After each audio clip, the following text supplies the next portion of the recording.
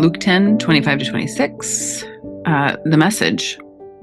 Just then a religion scholar stood up with a question to test Jesus. Teacher, what do I need to do to get eternal life? He answered, what's written in God's law? How do you interpret it?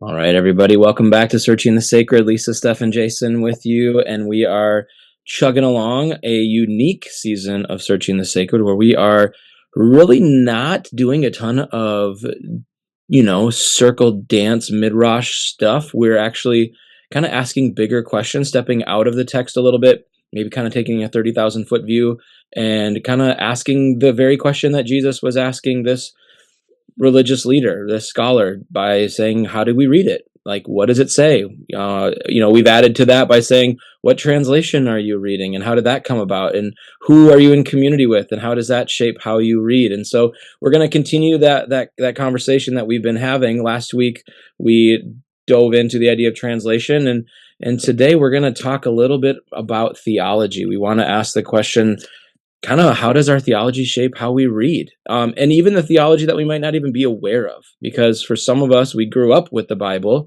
and we just grew up with the Bible and that's what we thought it was. And it was probably most likely, if not all in every circumstance, coming from a religious tradition that had a specific theology, a specific understanding of the text that we didn't even know we were being handed. And so, let's maybe start there. Like, what were some of the traditions that we were handed and how has that shaped how we've read? Sorry, I just threw this question at them. They have no idea that was coming. I grew up in a tradition. I think it's interesting. People just think of tradition sometimes as like Catholic versus Lutheran, and they group all Lutherans together. And I think this happens in other denominations as well. But there's actually quite a spectrum within Lutheranism of how people hold Lutheranism. And so I grew up in a tradition of Lutheranism called Wisconsin Synod Lutheran, which is a very conservative read of the biblical text, and actually really struggles that ELCA is part of the same denomination because it feels so far away from Wisconsin Synod's interpretation of things. So it had a very literal read of scripture that was very fundamental to its. So, for instance, I think I've brought this up before. Women weren't allowed to vote on church issues because there's a verse in a Pauline letter that talks about how women should not hold authority over a man. And so that was trickled down to, that means a woman should not vote on something because their vote might hold authority over a man's vote. And it was a 6-day creation. It was very emphasized that, like, you just believe what it says in the text. And part of what it says in the text is we are sinful from birth. And so that was also then a part of how I grew up reading the text. We probably should have put a trigger warning before we just said all that. For some people, it was sort of a joke that but it was sort of true in my family that, like, when my grandma found out I was going to seminary, she had to grapple with whether that meant I was going to hell. And there was some truth to that. And, like, that is a part of the theology that you grew up with, is like, what are people's roles? How do you interpret the text? All of them. Oh, yeah. I mean, that's real. Like, when I went to work at Bethel and there was a female African-American pastor in the senior pastor role that I was going to be working for, there was a little maybe hitch in the giddy up for people. Like, we'll see how that goes. Kind of, that'll be interesting. Mm-hmm. And I was like, okay, should go fine. Like, yeah. Lisa, how about you? If you want to, you don't have to give us your whole history here. The whole history. Well, I can't give you the whole history because it's really a long time. Because I kind of bounced around. But ultimately, most of my family that I'm genetically linked to were born in, like, we came up in the Dutch Reformed tradition, which is Calvinistic. And so a lot of similarities to what Steph was talking about. It is very conservative. And there's a few things, though, that I think separate it from some of the other um, traditions. But for me, so there's this acronym called TULIP that some folks are familiar with, some folks aren't. If you haven't been immersed, but like the T is like total depravity, and that feeling of like not being worthy, and you can't, you're fallen. You cannot save yourself. You can't even, like, you can't do anything without God intervening. Is just deep, deep, deep in the veins of my people. um, and and then it also like kind of goes into then like you're chosen, and God chooses specific people, and if you are chosen, there would be no way for you to even get around it. Like it's so compelling, you'd have to convert. And like the chosen is actually who is then saved. If you are not chosen, you don't have Jesus' death didn't do anything for you unless you're part of that chosen crew.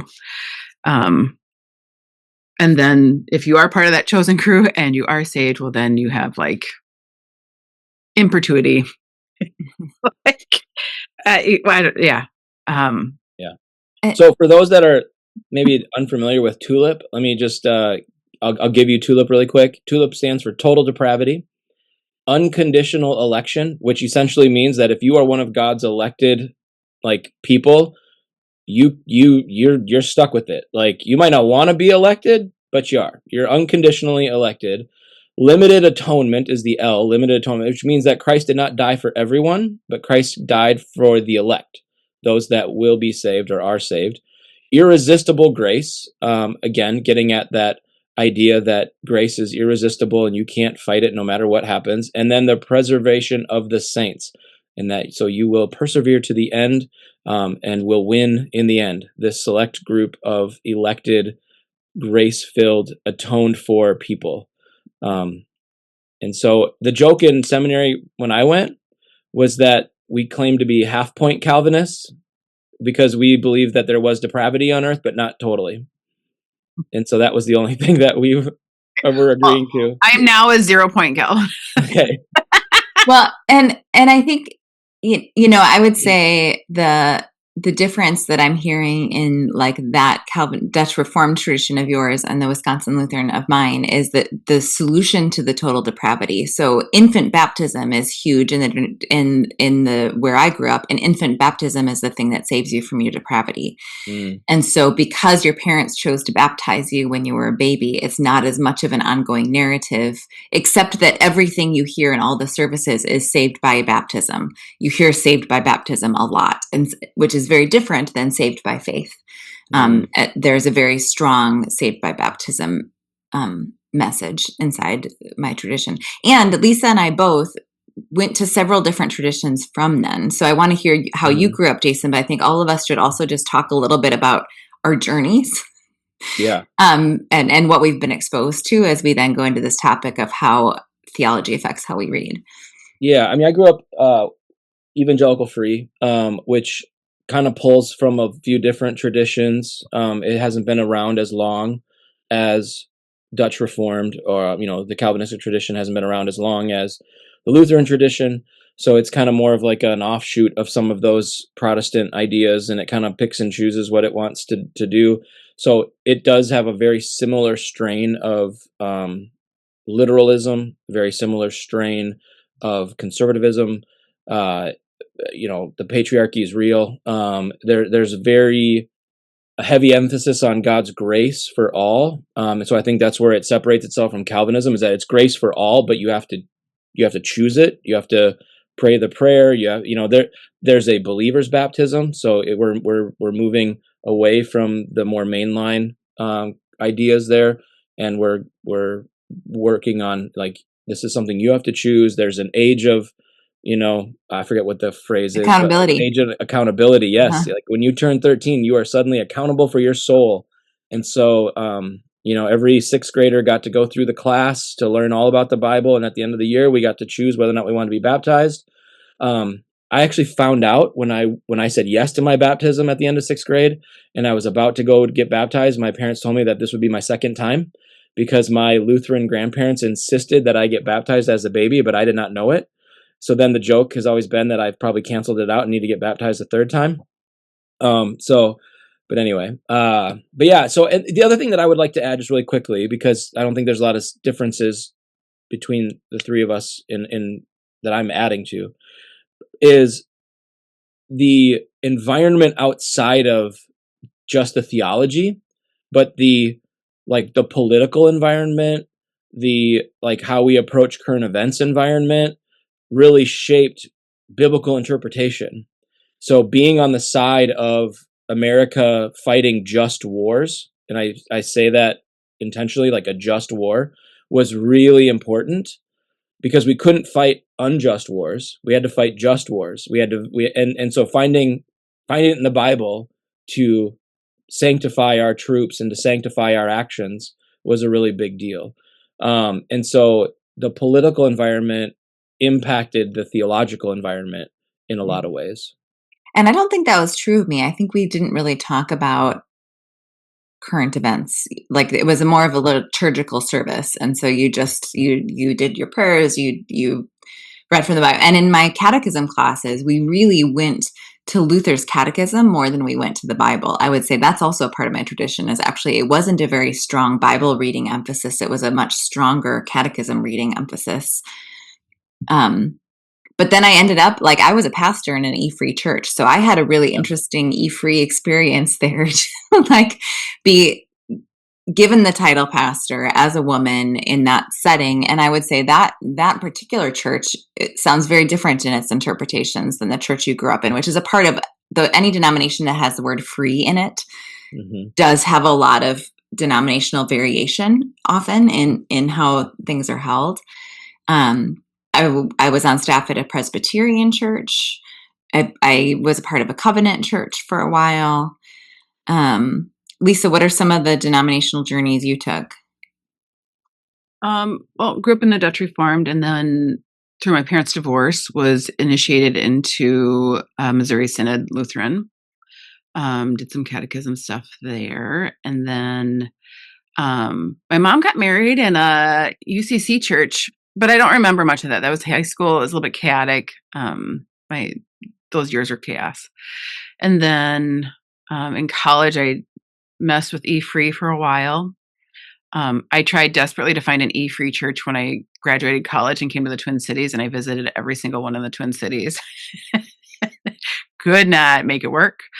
Took a big break, and then really ended up in the covenant tradition for a while, and left the covenant tradition. And I'm not linking with any tradition right now. So kind of a journey. Was on staff with the covenant church. So probably the first time though, I think while working for a church, it was the first time then that I actually had to look at different theologies, or like really had to like get into like why there was a bump. Like I'd never had the option of thinking about what like it wasn't that I was so systematically checking out traditions.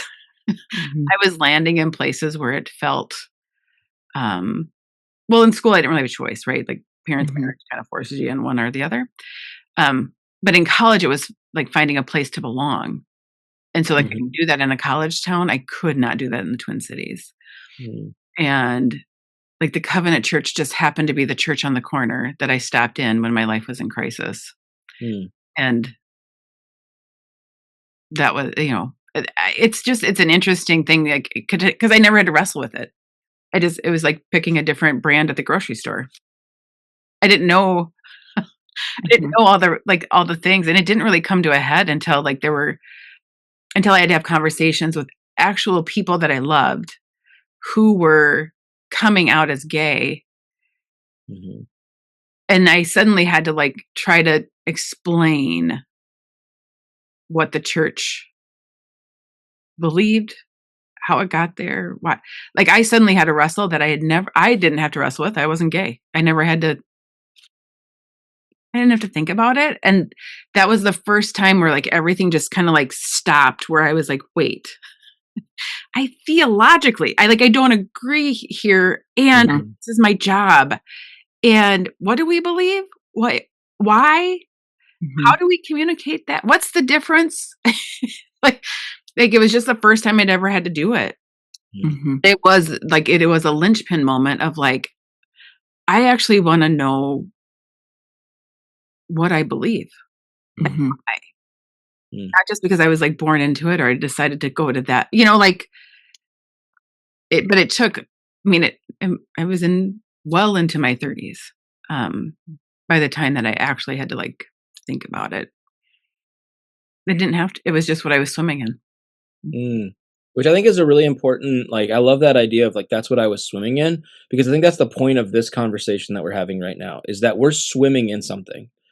Like everybody's swimming in something. You might be swimming in like atheism. You might be swimming in humanism. You might be swimming in Dutch Reformed, E free, you know, Catholicism. You're swimming in something, and it's shaping how you go about in interacting with the text.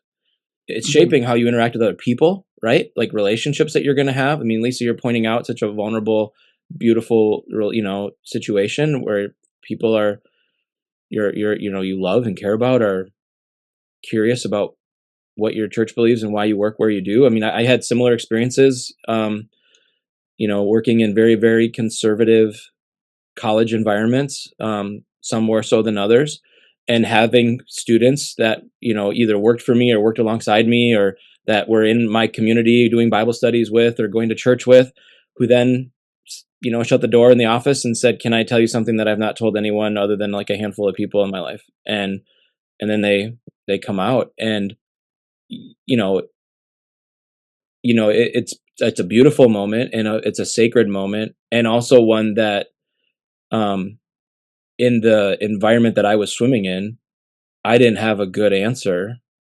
I had an answer that gracefully was good enough to not ruin everything, but it wasn't a good answer. Um, and there's some healing that's needed to take place in those relationships. Um, that yeah, and so, but yeah, those are, yeah. What are you swimming in? I think that's like that. Maybe that's the question. What are you swimming in? Maybe that's the episode title right there. Yeah. What are we swimming in? So we talked about, before we pressed record on this, talking about a passage to think about that, how what you're swimming in would affect how you hear this passage. And we talked about picking something from Romans 8, particularly Romans 8:28. We know that in all things, I'm going to read it. And we know that all things work together for good to them that love God and to them that are called according to his purpose. Um, which is embedded in a much longer conversation in Romans 8 about how the Spirit's groaning. Romans 8:38 and 39 is about how neither death nor life nor angels can separate us from the love of God, which is in Christ Jesus our Lord. So many things probably familiar to people in that passage. What comes to mind for me is, at least when I was inside the E-Free church, the water I would have been swimming in would have been a little bit conflictual for something like this, because that particular church was very scholarly in its sermons. And when, in thinking about something like Romans, would be thinking about Paul's intention in writing the letter, who he was writing the letter to, would really want to have a bunch of context, scholarly context around Paul and Romans, but simultaneously would encourage people to have quiet times every day where you open the Bible and it applies to your life. And so I would feel like two simultaneous things about this passage, where like I would probably have heard a sermon really helping me understand something about its specific context, but I also probably would have felt really good when I came across this in a quiet time, because I'm like, oh, I can figure out how this applies to me. This feels like a good verse to journal about and to think about how, but those are actually really two different waters that I think would happen in something like Paul. Hmm. Totally. And I I I have to confess that, like, I have one of those unfortunate personality types that just believes like everything all the time. Like, I don't have the I'm rarely skeptical first. Um my bullshit radar is not up.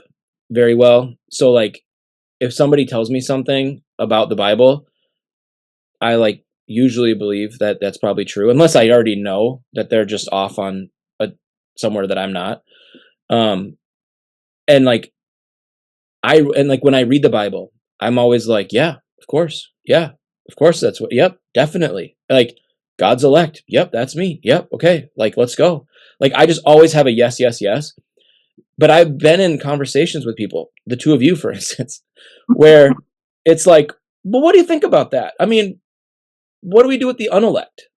And I'm like, the unelect? Like, what do you mean the unelect? Like, there's no unelected. Like, and it's like, well, it's saying there's elected. That means there must be unelected. Like, what do we do about what's God doing with those people? And I'm like, well, I've never thought about that. Like, of course I'm elect. Like, and I'm just always in awe of people that can like read with skepticism or read with like, maybe this isn't about like who I think it is. And I need that. Like it's so appreciative because I read Romans 8:28 and I'm like, well, yeah, I'm good. Like this is awesome. Of course. Well, I feel like I'd ask you that now. I certainly wouldn't have asked you back in the day because, like, this particular voice, like this verse is like, well, yeah, duh. Yeah, this one's like a Hall of Fame Like Dutch this, Reformed one. Yeah. like this is, this is, Huh. this is it. And like, of course, it's going to work together for your good. There's the afterlife. So there's really just this, reading that verse of like, it actually, even if your life is awful right now, Mhm. listen, it's coming around. When you die, Mhm. coming around, like it is there for you. So like there's a way that I read it, like, oh yeah, that's actually supposed to be a super reassuring verse for folks who are in like deep pain. Like Especially because the next verse is for whom he did foreknow, he also did predestine to be conformed to the image of his son, that he might be the firstborn among the brethren. Like that's welcome to Calvinistic. I feel like Tulip is like Right this here. verse only. Like, It's almost like Calvin or the people that studied Calvin didn't read any other verses of the Bible. They just read Romans 8:28 and 29 and thought, well, there's our entire theology.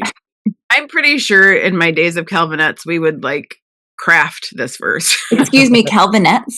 Yeah. Well, Whoa, that's what? Did you say Calvinettes? yes. That was like we didn't do Girl Scouts. We were Calvinettes. I didn't do Girl Scouts either because Girl Scouts were against the rules. So I was in Lutheran Girl Pioneers. The boys were cadets. Okay. Because of course it's very military adjacent. Mm-hmm. As we all sang, we're in the Lord's army. Mm-hmm. Oh, we sang that one. Like it's just sometimes when you go back and you think about the different things, you're like, oh, okay. Like this is actually like I went to a Christian Reformed church and school. So like school and church like went hand in hand so that you're bathed in it. Yep. Can I Let's make keep a thinking about recommendation how for what we're people? bathed in affects how we hear this. Go ahead, Jason. So Sorry. there's a documentary called Shiny Happy People. There's 2 seasons. Season 1 is about the Duggar family that has like all these kids, and it's interesting. It's fine. Season 2 though is a totally different thing where it talks about this like 90s, early 2000s like kind of militant Christianity movement that swept through evangelicalism. And like if you didn't hear about Acquire the Fire or some of the things like that like somebody in your life did. It was huge. It was like selling out stadiums in cities all over the US. And so anyway, that's a great documentary about like here's what you swim in can drown you to the point of you don't even know what end is up anymore. And how what you swim in can actually be serving someone else and not Jesus. Mm-hmm. Yeah. I think about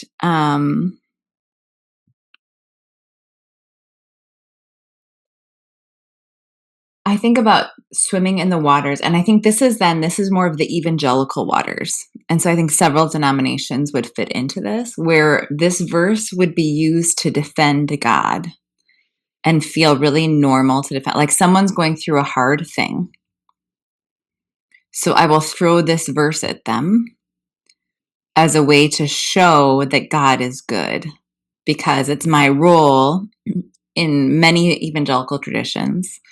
It is my role to make God look good. And so this is a verse I throw at people to make God look good. Well, hard things might be right now, but God is working all things for your good. Mhm. Versus now I would read this and go, is this verse even true? And I would want to have a whole conversation about it. Mhm. It's very different waters than I'm in now. I feel like if I I would look at like where Paul came from. Like I'm trying to really like right now I'm working on trying to find like the humanity of Paul. Like who is Paul as he's writing, because that's going to influence how he does things, but it makes me think about how like Paul's lived experience of like actively persecuting the church and killing folks before his conversion would make like this kind of verse then makes sense that this is what Paul Mhm. would say. Mhm. Like Mhm. it's a way of saying it's not me, it's God. God did this thing. God used it, and look at what's happening now. Mhm. And so there's a part of me that's like I can and there are people that I know who would completely agree with this verse, who would say that like yeah, something bad happened and God redeemed it. That like that's how they would describe something that's happened inside of their life. Mhm. Folks who are incarcerated who would 100% this would line right up. Um, and I think what I'm forced to reckon with now is that there's so many folks who really can't make something work for their good. It is just too painful. Um, or it doesn't feel like God was in the process of changing the trajectory. Mm. And much like what you were saying, Jason, when you have the when somebody's like, well, what about the unelect? Like what happens when it isn't worked out for good? Which is why Mhm. I feel like in my like in the tradition that I grew up in, it was really more that it really that's why the afterlife is such a huge focus of like what happens after you die, It has to be. where that has to happen. It if the afterlife isn't the solution to that question, then that verse doesn't actually hold up. Because Mm, there's plenty of people that, like, circumstances out of their control or even circumstances in their control, choices were made, and there's no earthly redemption. There's no trajectory that suddenly gets things headed in a better direction. I mean, you could go, well, maybe generations from now they'll learn from what I went through, and maybe you could mhm. like talk yourself into that being the good that comes out of it. But I mean, no, you have to have a heaven that is righting all wrongs. I also think it's not just that. I would say the water, many traditions that I swam in would have a very strong idea that God has a plan for your life. Mhm. And would tie something like Romans 8 with something like Jeremiah 29:11. For I know the plans I have for you, plans to prosper and not to harm you. And so it wouldn't be about heaven as much as it'd be about patience. Mm. Like it would be like, just wait, like just the way that you can look back on your rough childhood now and see how God was there. You will have a day, like footprints in the sand sort of theology. Like Yeah. God's carrying you through this. It will all work out. And it was just this need to just see everything as always working out and really not grappling with pain and disappointment, and frustration, or the idea that you could wrestle with God. Because I think the other waters that where I was swimming in then was it's bad to doubt. Mhm. So you have to believe that everything works for good, because you can't wrestle with what God is doing, because that's doubt, and doubt is bad. So I have to have faith that it's all good and it's all working out, and I have to make myself have that faith, lest I doubt and am not the grain of mustard seed that Jesus talked about. Yeah. I feel like it's the tension that I saw for like some of the really painful deaths that occur, like a young person and parents trying to grapple with their child dying. Um, and like the move to try to make it an evangelical experience where you're converting folks to heaven because that will help make it Mm-hmm. be for good. Mm-hmm. Like the quick turn from grief into like making it something else. And how painful that is. And actually, like, it's helpful in the moment, like in the immediate like carnage of pain that they're walking through. It's super helpful to have that kind of anchoring. But like longer term down the road, I think it gets harder and harder to. It's like almost the opposite thing happens where it's even harder to see God's goodness in all of that. Mm-hmm. Um, yeah, I like it's a, I mean, you do what you have to do to survive and to try to navigate that kind of pain. Um, and this is really where like what what you believe about God and what you need in those moments really it's like when I don't know, like there's just particular moments where your faith becomes the thing that like holds you together. Mm-hmm. And because it's the only way that you survive the event Mm-hmm. in some You know, ways. it's interesting, Lisa. I think you articulated that really beautifully, because it's such a heavy topic, um, and I think it really. And what I heard you doing there was you were critiquing a theology and how it's utilized in hard moments, but you actually were also recognizing that it's doing something that people need. Mhm.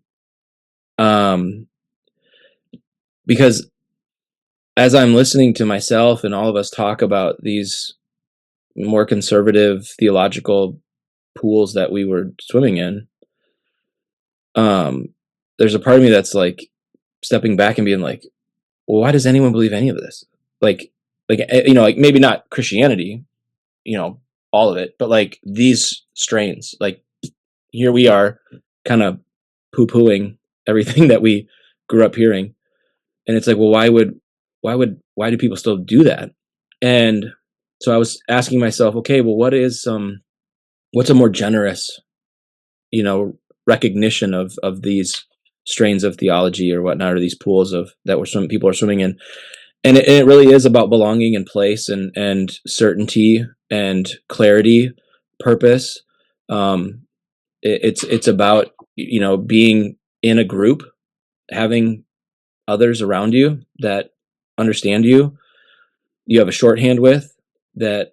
It just makes you a person in a lot of ways, especially as a kid. If I'm being like generous with my own self, man, I knew who I was, and it was so clear growing up. Partly because I was a white male, so it was even more clear for me growing up. But in a lot of ways, my theological pool was like, man, you're awesome. Like God loves you. Like you're it. You got this. It's all gonna work out. And it was so good. Like now, of course, like real life hits and other people's stories, interact with yours, and you realize, well, this isn't the only story. Mine's not the story. It's a very privileged story. Now, what do I do with that? But there is something beautiful about having somebody tell you it's figured out. Well, and I think about now, I hear people sort of wishing they could still use verses like this the way they used to. Like this idea that, like, in all these things, we are more than conquerors through him that loved us. Nothing can separate us from the love of Christ. I actually hear people in our circles like grieving that they don't feel like they have those verses anymore.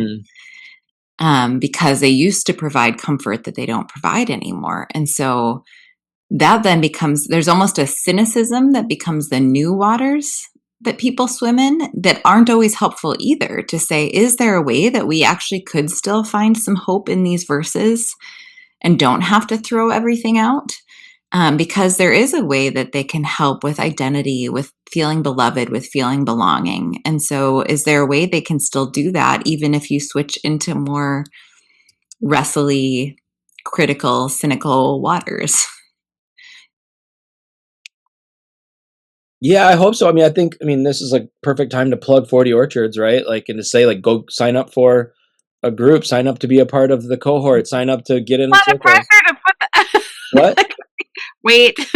No, but like, wrestle with this. Like, ask those questions, Like, I mean, these are the verses that we should be, we should be asking questions about. Like, Like, it's a do reason we to have to explore throw them. them out completely, or is there something we can still find in these? Yeah, I think that's so.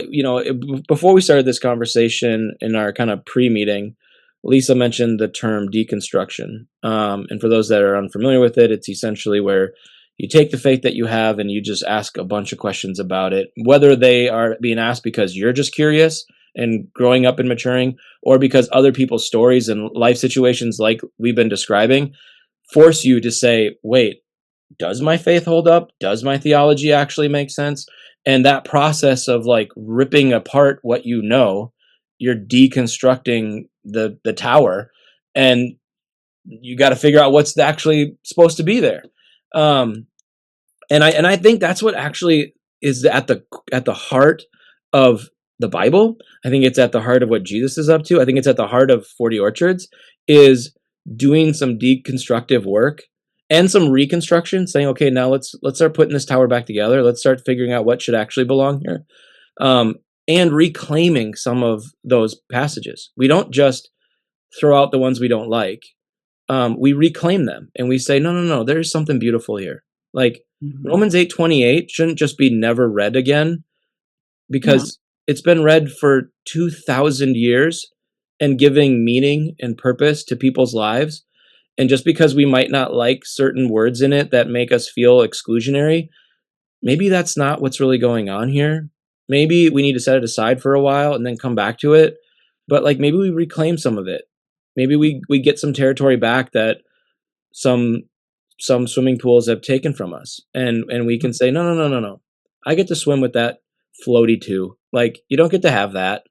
um yeah, you know I believe that God is in all things doing something. I don't believe God is a puppet master making bad things happen and that I have to wait for heaven to get better. Like, no, I think that God's still up to something, and that it's we have agency to do that for the person who's maybe never going to get it. Like, maybe that's the call. Like, go to the prison and do the work. Um, go to the shelter and help. You know, Otherwise, yeah, maybe it won't be. I feel like in the it's like I feel like there's a both and in it. There's Yeah, a time to like come after a verse or like sit with it and wrestle with it. And other times that it's just you just put it down.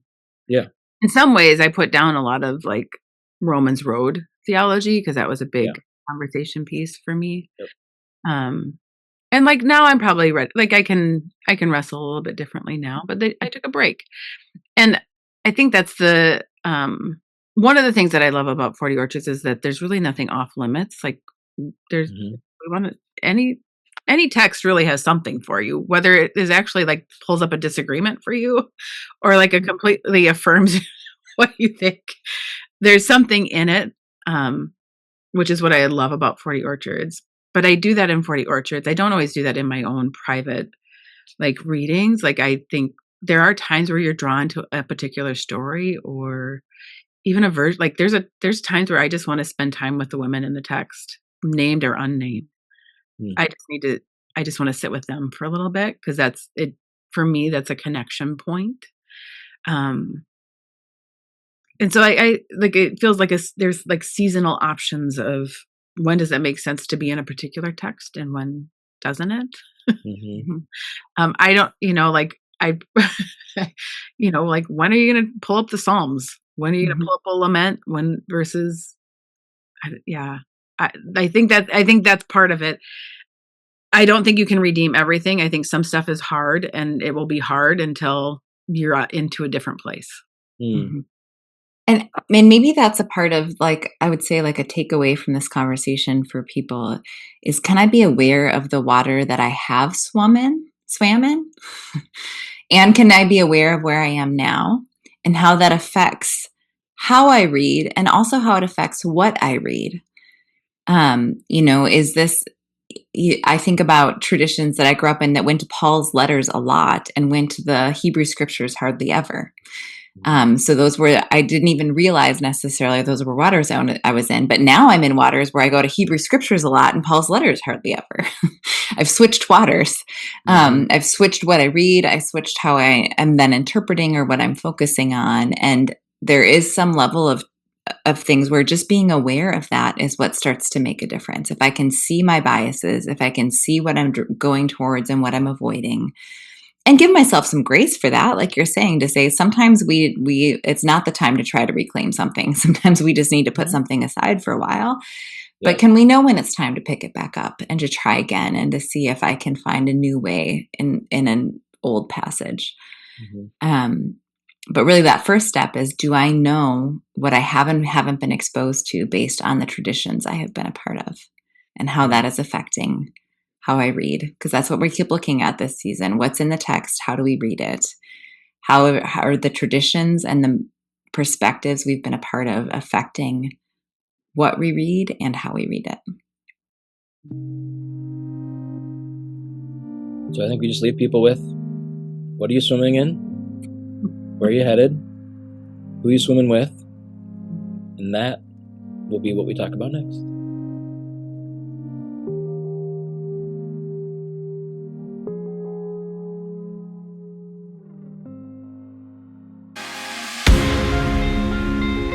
This has been a 40 Orchards podcast. At 40 Orchards, our mission is to create circles for all people to wrestle through biblical text so that together we can expand each other's experience of what is sacred, whole, and good. We search through the lens of sacred possibility, assuming there is more to be discovered, questioned, and applied as we listen for how God is still speaking. You can learn more about 40 Orchards and sign up for a study by going to 40, that's 40orchards.org. Our opening music is by Les FM. Our closing music is by NCR Music Vibes. Additional music is by 3 Music. Any references to books or other sources can be found in the show notes of this episode. Thank you for searching the sacred.